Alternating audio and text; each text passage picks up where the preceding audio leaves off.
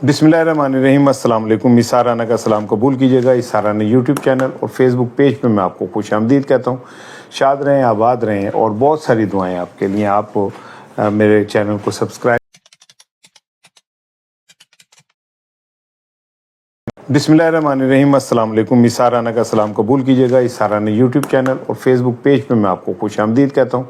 शाद रहें, आबाद रहें और बहुत सारी दुआएं आपके लिए। आप मेरे चैनल को सब्सक्राइब कर रहे हैं, बहुत शुक्रिया। और आपसे दरख्वास्त है कि जिन्होंने सब्सक्राइब नहीं किया वो ज़रूर सब्सक्राइब करें। वीडियो अच्छी लगे तो दोस्तों में शेयर भी करें। मैं एक वीडियो में को 4-5 इश्यूज़ के ऊपर बात करता हूँ। आज की जो सबसे इम्पोर्टेंट चीज़ है, रात मैंने आपसे अर्ज़ की थी कि एक बहुत ताकतवर, पाकिस्तान का सबसे ताकतवर आदमी, मेरी नज़र में सबसे ताकतवर आदमी जो है, उसने आज अदालत पेश होना था लेकिन वो फिर नहीं पेश हुआ। और मैंने कल भी आपसे कहा था कि देखते हैं कौन जीतता है। फिर जीत गया और जीतने के बाद जनाब अली उसकी फिर अदालतें उसका कुछ नहीं कर सकी। हाँ, अब ये कहा है मोअज़्ज़िज़ अदालत ने कि जनाब अगर अब अगली पेशी पे वो नहीं आता तो हम उसे अपने बंदे भेजेंगे और गिरफ़्तार करके और फिर लेके आएंगे। अल्लाह करे ऐसे ही हो। सुप्रीटेंडेंट अडयाला जो है, उन्होंने आज पेश होना था अदालत में, इस्लामाबाद हाई कोर्ट में, एक केस के सिलसिले में बुशरा बीबी के हवाले से जो दरख्वास्त दायर की गई है कि भाई उनको हेल्थ फैसिलिटीज़ दी जाएँ, उनके अहले खाना को मिलने दिया जाए, उनका खाना पहुंचाया जाए, उनको कपड़े वगैरह हैं वो पहुंचाए जाएँ। तो उस पर अदालत ने उन्हें तलब किया था सुप्रीटेंडेंट अडयाला को। तो मैंने कल ही कहा था कि उन्हें तलब तो किया है लेकिन देखते हैं वो आते कि नहीं, और मेरी बात सच साबित हुई कि वो नहीं है। इससे आप अदालतों का अंदाज़ा कर सकते हैं कि जो इस सिस्टम को जो चल रहा है और उसका जो अहम पुर्जे हैं वो इन अदालतों को किस नज़र से देखते हैं। मैं अदालतों की तौहीन नहीं कर रहा, लेकिन जो नीचे नज़र आ रहा है, हो सकता है मेरा गिरेबान पकड़ लिया जाए कि मैंने तौहीन की, लेकिन वो सुप्रीटेंडेंट जो ग्रेड 17-18 वो कोई होता है, इससे ज़्यादा का नहीं होता, वो उस पर 6 दफ़ा तौहीन अदालत लग चुकी है। इमरान खान के वकला जो हैं वो थक गए हैं। सलमान अकरम राजा ने दरख्वास्त दी है, जो कल केस की समाअत होनी है अलकादर ट्रस्ट केस की, उसमें सलमान अकरम राजा ने कहा भाईजान ये मेरे हाथ जुड़े जज साहब, अब थक गए कि सिर्फ हम इमरान खान से मिल लें, हम पूछ लें आपने जो केस की समाअत है वो हमारी दरख्वास्त को रिजेक्ट करके आपने कहा कि जी बराह रास्त केस की सब अपीलों समाअत होगी, तो हम अपने क्लाइंट से तो मिल लें, हम उससे तो हिदायत ले लेंगे जी अब नहीं ये सूरत हाल है, हमें उससे मिलने ही नहीं दिया जा रहा है। हम अदालत वहाँ जाते हैं, जेल के बाहर खड़े हो जाते हैं, खड़े होने के बाद वापस आ जाते हैं। देखिए अब उन्होंने कहा है कि जनाब अली अगर तो सुप्रीटेंडेंट साहब तशरीफ नहीं लाते तो हम अपने बंदे भेजेंगे और वो बंदे उन्हें गिरफ्तार करके ले आएंगे। वो मैनू नहीं पता, वो बंदे जान उन्होंने वो गिरफ्तार कर ले। जय साहब को उनके बंदों की जमानतों के लिए रफड़ पड़ जाए कि उन्होंने जमानता भी हो भी जाए तो ये कैसे बाहर आएंगे। माजी में भी ये हुआ है कि जिनकी जमानतें उन्होंने भी नहीं छड़िया गया। तो वो अजीब सी सूरत हाल हो गई है। अदालतों का इम्तहान है, खैर इम्तहान ही तो पहले ही कंपार्ट आई हुई है, कोई अब कौन सा को उन्होंने कोई इम्तियाजी नंबरों से कोई वो किया, लेकिन इसके बावजूद भी जो मौजूदा सिचुएशन है इसमें अब ये देखना है कि जनाब अली अदालतें किस सतह के ऊपर अपनी कम अज़ कम अपनी जो रिस्पेक्ट है उसके लिए किस सतह पे जाती है। मैं बाकियाँ नहीं छाड़ दूँ, मुझे नहीं पता है, लेकिन ये तो अदालतों की अपनी प्रेस्टीज का भी मामला आ गया है। जो मेरा आज का व्लॉग है उसका जो इम्पोर्टेंट चीज़ है वो ये है, मुझे कहने दीजिएगा कि मुराद सईद ने पार्टी को बिल्कुल अलिफ नंगा कर दिया। उसके जुमले इतने खौफनाक हैं कि आप सोच नहीं सकते। कहते एक अफसर, शायद उसने कहा कि एक कर्नल के कहने के ऊपर तो आप सारे की धूमें हिलती होती हैं, तो आपने क्या इमरान खान को रिहा कराना है। कभी आप कहते हैं जी बारिशें हो रही हैं, कभी आप कहते हैं ईद आ गई, कभी आप कहते हैं जनाब अली मुज़ाकरात चल रहे हैं, कभी आप कहते हैं कि जनाब अली गर्मियाँ आ गई। तो ये जो सलीमुल्लाह से कलीमुल्लाह का खेल है ये कब तक चलेगा। मुराद सईद ने तो मैं कहता हूँ कि पहली दफ़ा पीटीआई के अंदर से किसी ने पीटीआई का जो असल चेहरा है इस बार की क़यादत का, वो गंदा चेहरा खोल के दिखा दिया। और उसने कहीं को छुपा के नहीं, उसने सीधे शेल आफरीदी को मुखातिब करते हुए कहा कि तुम ये क्या ड्रामे कर रहे हो, लोगों को बेवकूफ़ बनाया हुआ है। کہ جی اگر تمہیں کچے دھاگے سے کسی نے باندھا ہوا ہے تو کچے دھاگے توڑ دو، ایک اجلاس بلاؤ، اس میں بتا دو کہ جی میرے پہ یہ پریشر ہیں سارے۔ میں نے کل جو ویلاگ کیا تھا جس میں نے یہ کہا تھا کہ مجھے کوئی انفارمیشن نہیں ہے، میں نے یہ کہا تھا کہ میں ایک تجزیہ نگار ہوں، اور تجزیہ نگار کے طور پہ میں یہ سمجھتا ہوں کہ سہیل آفریدی کمپرومائز ہو چکا ہے، اور اس کا وہ جو موت اور آزادی کنٹینر تھا اور وہ عمران خان رہائی فورس کہاں ہیں، وہ عشق عمران میں مارے جانے کی خواہش کہاں ہے، وہ جو عمران خان کے لیے اڈیالہ کے دروازے توڑنے کے اعلان تھے وہ کہاں ہیں؟ آپ کو نہیں سمجھ آ رہی؟ وہ اعلان کہ جی میں یہ نہیں کہہ رہا کہ وہ اداروں کے سامنے کھڑا ہو جائے، میں بالکل نہیں کہتا، لیکن اس نے تو بڑے بڑے اعلان کیے تھے، میں یوں نہیں ہونے دوں گا، میں آپریشن نہیں ہونے دوں گا، دیکھتا ہوں میری مرضی کے بغیر کون کرتا ہے، اور یوں ہے وہ کہاں گیا سارا؟ اگر سہیل آفریدی، دو چیزیں ہو سکتی ہیں، میں نے حسن زن رکھتے ہوئے میں نے پہلے کہا تھا کہ جی یہ ہو سکتا ہے کہ سہیل آفریدی یہ سمجھ رہا ہو کہ میں اسٹیبلشمنٹ سے اچھے تعلقات بناؤں تاکہ عمران خان کے لیے کوئی ریلیف مل سکے، ہو سکتا ہے۔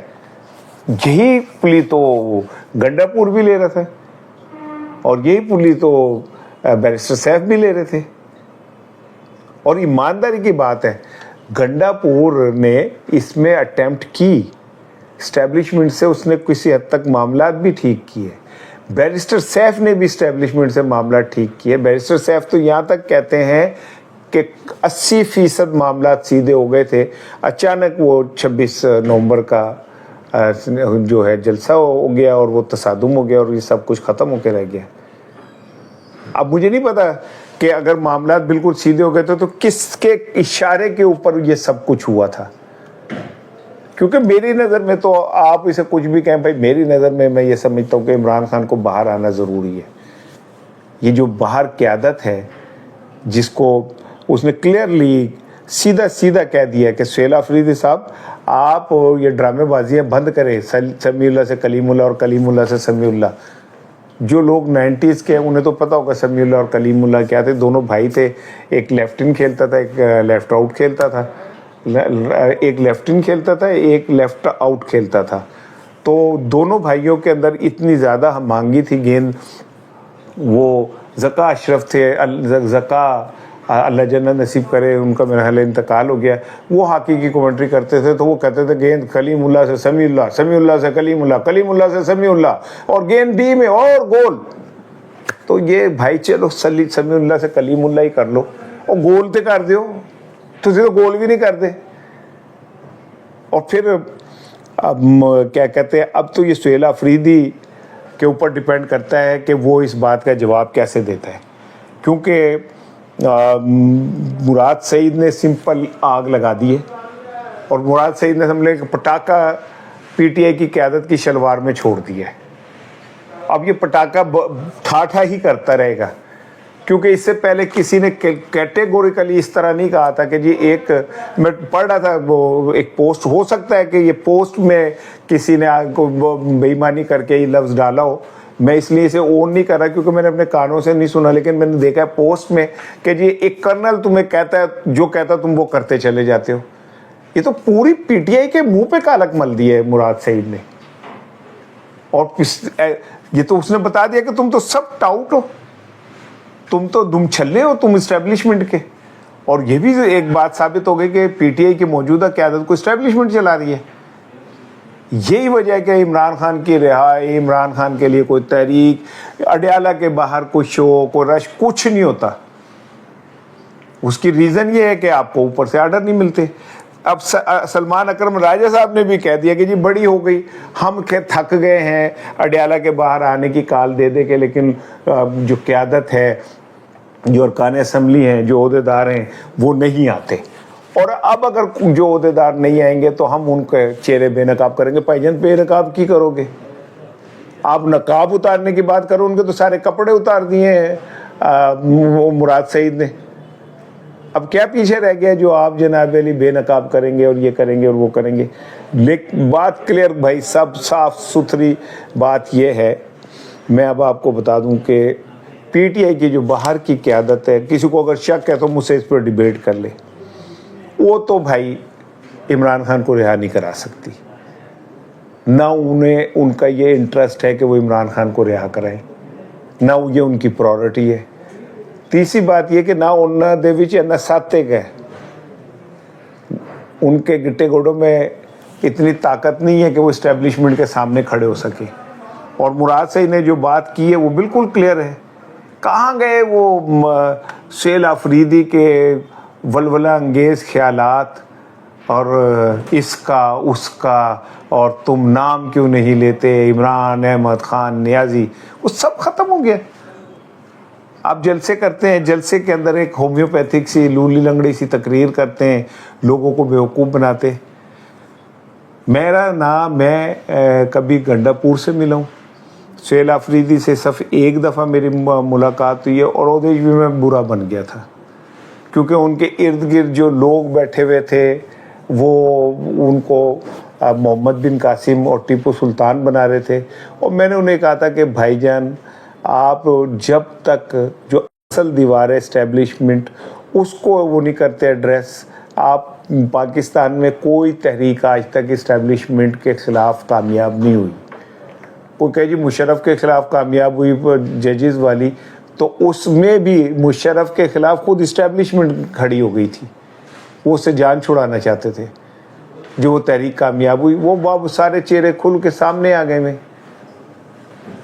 ماضی کے اندر آپ اٹھا کے دیکھ لیں، انہوں نے تو اپنی مرضی سے تحریکیں چلوائی، انہوں نے اپنی مرضی سے اتحاد بنوائے۔ نواز شریف صاحب نے 5 لاکھ روپیہ یہ سے تو لیتا سی، مجھے تو شرم آ رہی ہے، 5 لاکھ روپے نواز شریف صاحب نے لے لیے یار۔ او بھائی سودے کو بڑا کر لیتے یار۔ آئی جی آئی نے جب آئی ایس آئی نے جب قومی اتحاد بنایا تھا، اس کیا نام تھا اس کا، بے نظیر بھٹو کے خلاف اور عدم اعتماد لانی تھی، تو پیسے تقسیم کیے تھے۔ وہ تو سپریم کورٹ حیران ہوں میں کہ اس نے ان سیاستدانوں کے اس سیاست پہ ہمیشہ کے لیے پابندی کیوں نہیں لگائی۔ لیکن چلیں بہرحال جو بھی ہے، سہیل آفریدی اور باہر کی ٹیم ساری جو ہے میں آپ کو لکھ کے دے دوں۔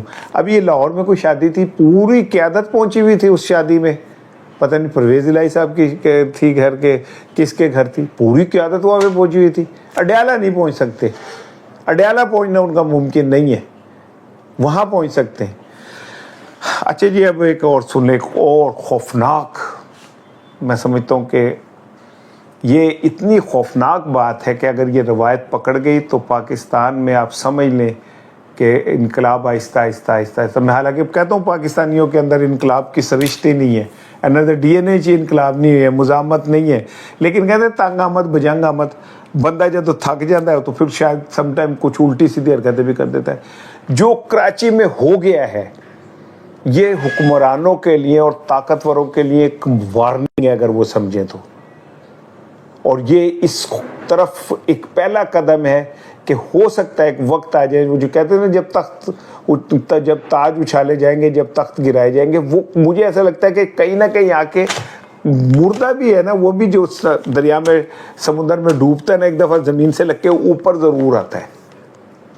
بلاول بھٹو پیپلز پارٹی کے جو چیئرمین ہیں وہ حسب معمول کراچی میں انہوں نے آدھا گھنٹہ پہلے جناب سڑک بلاک کرا دی کہ شہنشاہ معظم تشریف لا رہے ہیں، سب کھڑے ہو جائیں۔ اور پھر ان کا جب قافلہ آیا تو اچانک موٹر سائیکلوں پہ جو عوام تھی وہ اتنی تنگ آ گئی کہ انہوں نے وہ بیریئر توڑے اور سڑک کے بیچ میں آ کے، اور وہ بلاول بھٹو کا جو قافلہ تھا وہ یوں ہو گیا۔ اب یہ ذرا سوچیں آپ کہ عوام آہستہ آہستہ اس وی آئی پی کلچر، یہ بادشاہوں کی سواریوں، بادشاہوں کی عمارت، قوم بھوکی مر رہی ہو، 1200 کروڑ روپے کا طیارہ خرید لے، پھر آپ ڈرامے کریں، 50,000 روپے چنے والے کو دے دیں تو دوسری ریڑھی کوئی نہ ہوئے، پیچھے سے مرسیڈیز کی گاڑی گزر، کوئی چنگچی، کوئی تانگا اس بازار سے کوئی گاڑی نہیں نکل سکتی کیونکہ کوسوں میل دور عوام کو کھڑا کر دیا گیا تھا، یہ شوٹنگ ہو رہی ہے، ابھی اندر کوئی نہ ہے۔ عوام کا غصہ اشتعال بڑھ رہا ہے، جس طرح کراچی میں عوام نے بلاول بھٹو کے اس کو اسکواڈ کے سامنے کھڑے ہوئے ہیں، یہ خوفناک ہے۔ مجھے نہیں سمجھ آتی ان لوگوں کو خوف کس چیز کا، 30 گاڑیاں لے کے کیوں نکلتے ہیں؟ یہ کو اپنی حفاظت کے لیے اگر تم نکلتے ہو تو وہ تو موت اور زندگی تو اللہ کے ہاتھ میں ہے۔ بی بی شہید کو کارساز پہ جب حملہ ہوا تھا تو 250 بندے مر گئے تھے، 250 بندے، اور بی بی بچ گئی تھی، اور جب اللہ نے جان لینی تھی تو لے لیا۔ اللہ تعالیٰ بی بی کے درجات بلند کرے۔ آپ پیچھے گاڑی، پھر گاڑی، پھر گاڑی، پھر پروٹوکول، پھر ایمبولینس، پھر پتہ نہیں کی کیا بچا لیں گے آپ کو؟ اگر اللہ نے کچھ آپ کا لکھا ہوگا، اللہ آپ کی زندگی کی حفاظت کرے، اللہ تعالیٰ آپ کو لمبی زندگی دے۔ بلاول بھٹو صاحب، میری دعائیں آپ کے ساتھ ہیں۔ یہ بلاول بھٹو کیا، یہ باقی سارے جو ہے، کل ہی میں نے بتایا وہ چھولے دی ریڈی والا 50,000 روپے اسے لفافہ مل گیا، اس پہ مریم صاحب کہتا مطلب پہلے سے پلان تھا کہ 50,000 روپے دینے، لفافہ ہے، میں آؤں گی۔ عوام کیوں نہیں نظر آئی؟ لاہور کا کون سا بازار ہے جی عوام نہیں؟ آپ تو لاہور میں باہر نکلے تو بندہ چڑھے ہوتا ہے۔ بلاول بھٹو صاحب اس بات کو سمجھیں کہ آپ کے نانا عوام کے لیڈر تھے۔ وہی کر کے ملیشیا دی شلوار قمیض پائی ہوندی سی، کھول دے سی تو بٹن کھول دے سی، لوکاں وچ وڑ جاندا سی۔ ایون بے نظیر بھٹو کی سادگی کے متعلق یہ کہا جاتا ہے۔ آپ کس کو فالو کر رہے ہیں؟ زرداری صاحب کو؟ آپ پیپلز پارٹی کو بھٹو کو مرزا الحق کے 10 سال نہیں مار سکے۔ آپ کہتے ہیں زندہ ہے بھٹو، زندہ ہے بھٹو۔ جس دن لاہور کراچی میں بارش ہوتی ہے اس دن بھٹو صاحب پھر فوت ہو جاتے ہیں۔ جو عوام نے بلاول بھٹو کے ساتھ کراچی میں کر دی ہے، یہ پہلا بارش کا قطرہ ہے، اور یہ آہستہ آہستہ یہ خوفناک شکل اختیار کر سکتا ہے۔ یہ ان حکمرانوں کو، طاقتوروں کو سمجھنا ہوگا۔ کراچی کے عوام نے پہلے قطرے کا آغاز کر دیا ہے، اب آگے جا کے آپ دیکھیے گا کہ یہ کیا ہوتا ہے۔ خلیج کی صورتحال جاتے جاتے میں آپ کی خدمت میں عرض کرتا چلوں۔ امریکی میڈیا یہ کہتا ہے کہ جی ایران اور امریکہ میں ایک معاہدہ تو ہو گیا ہے، اور دونوں ممالک ایک مختصر معاہدے کے اوپر متفق ہو گئے۔ ایک صفحے کی یہ یادداشت ہوگی جس کے اندر دونوں ممالک کی جانب سے کچھ بنیادی چیزیں ہوں گی، اور یہ جو جنگ بندی ہے اسے حتمی جنگ بندی کی طرف لے جایا جائے گا۔ امریکہ کو ایران کے کچھ مطالبات اعتراض ہے، وہ بھی 48 گھنٹے کے اندر کہتے ہیں کہ ریزالو ہو جائیں گے۔ بنیادی طور پہ یہ ہوگا کہ امریکہ کہے گا کہ جی میں اپنا ہرمز کا محاصرہ ختم کرتا ہوں، ایران کہے گا کہ جی میں اسے کھولتا ہوں، تجارتی بنیادوں پہ جا سکتے ہیں، اور یہ پھر یہ حتمی جو معاہدہ ہوگا یہ ایکسٹینڈ ہوتا چلا جائے گا۔ لیکن ڈیپینڈ کہ دونوں ممالک جو ہیں اس پہ کتنا عمل کرتے ہیں۔ ایرانیوں کا تو میں شورٹی دینے تیار ہے، ٹرمپ خود دینے کو تیار نہیں ہوگا، کیونکہ وہ صبح کچھ کہتا ہے، دوپہر کچھ کہتا ہے، شام کو کچھ اور کہہ رہا ہوتا ہے۔ وہ جو آپ سمجھ لیں کہ حضرت عیسیٰ کے مجسمے کا اللہ استغفر اللہ معاف کرے مذاق اڑا سکتا ہے، ان کی طرح کا وہ پہن کے اور وہ بنا سکتا ہے۔ جو پاپ ہیں، جو پاپ لیو جو سب سے بڑی روحانی شخصیت ہیں، ان کا مذاق اڑا سکتا ہے، اس کی نظر میں کون کیا ہو سکتا ہے؟ ابھی 2 دن پہلے اسرائیل میں جیسے یہودیوں نے ایرانی راہبہ کو مارا، عیسائیوں کو، کرسچنز کو سمجھ نہیں آ رہی کہ یہ ہو کیا رہا ہے۔ میں حیران ہوں کرسچنز کے جو برین ہیں، دماغ ہیں، انہیں اس بات کی کیوں نہیں سمجھ آ رہی۔ اینی وے یہ معاہدہ کہتے ہیں کہ جی کیا کہتے ہیں